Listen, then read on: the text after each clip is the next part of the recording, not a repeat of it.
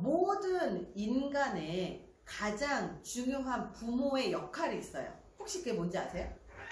모든 생물의, 모든 종의 가장 중요한 부모로서의 역할이 있어요.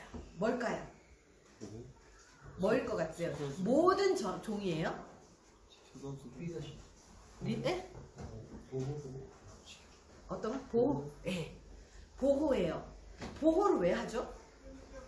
그러니까 부모의, 모든 종의 부모로서의 역할은 보호예요. 왜 보호하죠? 언제까지 보호하죠?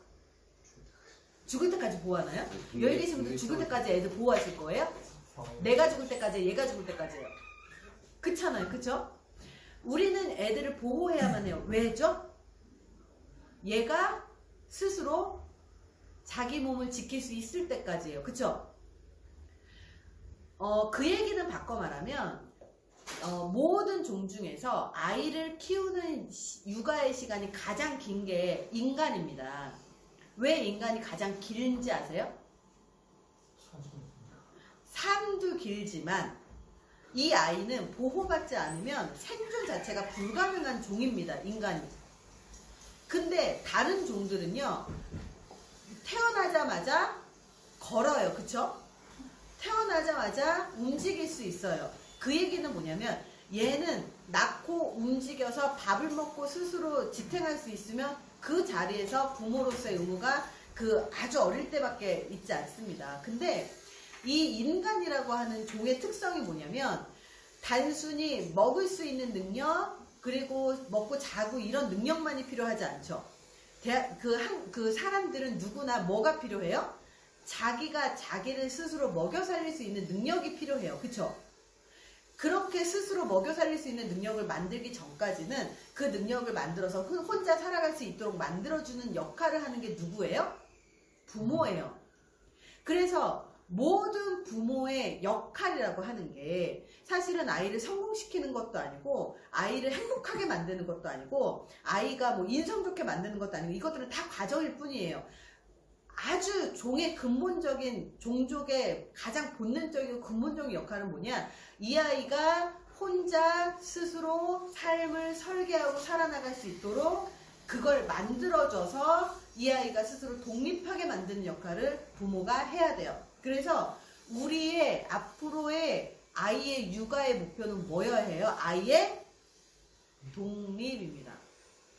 아이의 뭐라고요? 독립이에요. 아이가 공부를 잘하는 건 그 아이의 삶이고요. 그 아이가 뭘로 먹고 사는지도 그 아이의 삶이에요. 다 아이들을 키워보신 분들의 공통점이 있어요. 여기 계신 분들 혹시 부모님이랑 얘기할 기회가 있으신지 모르겠는데 부모님들이 여기 계신 분들 어렸을 때 어떤 기대로 어떤 직업을 갖기를 원하신 게 있었을 거예요. 그럼 그대로 사셨나요? 부모님 기대대로 사셨어요? 그렇지 않죠? 부모님은 다른 직업을 원했지만 나는 이 직업을 선택을 했어요. 그쵸? 저도 마찬가지예요. 저희 아버지가 공기업에 다니셨어요. 그래서 한국도로공사에 다니셨는데 아버지가 제가 어렸을 때부터 항상 아버지가 저희한테 뭘 얘기했냐면 저한테도 항상 뭘 얘기했냐면 자격증도 많이 따고 그리고 공부를 하게끔 막 많이 했었어요. 근데 더 중요한 건 아버지가 저하고 오빠나 제 동생까지 모두 공무원이나 이런 공공기관이나 이런 국가기관에서 일을 하기를 바라셨어요. 왜냐하면 아버지가 생각했을 때 이 세상이 살기가 없고 살기 힘드니까 이 선생님이 말씀하신 것처럼 안정적인 직장을 갖기를 원했었던 거예요. 그래서 어렸을 때는 제가 어렸을 때 초등학교 중학교 때는 아버지가 항상 뭘 얘기했냐면 공무원이 되어라. 공무원 공부를 해라. 이 얘기를 정말 많이 했었어요. 근데 했을까요? 안 했을까요? 제가 하다 말았을 것 같은데 시작도 안 했어요. 왜? 내 성격하고 안 맞는 거 알거든요. 제가 공무원에 맞게 생겼어요? 한번 보실래요? 저 공무원에 맞게 생겼어요? 안 맞게 생기지 않았어요. 누가 봐도? 네. 근데 중학교 때가 되고 고등학교 때가 되니까 저희 이제 진로를 선택을 할 때 아버지가 뭘 얘기하셨냐면 학교 선생님이 되라. 이 얘기를 정말 많이 했어요.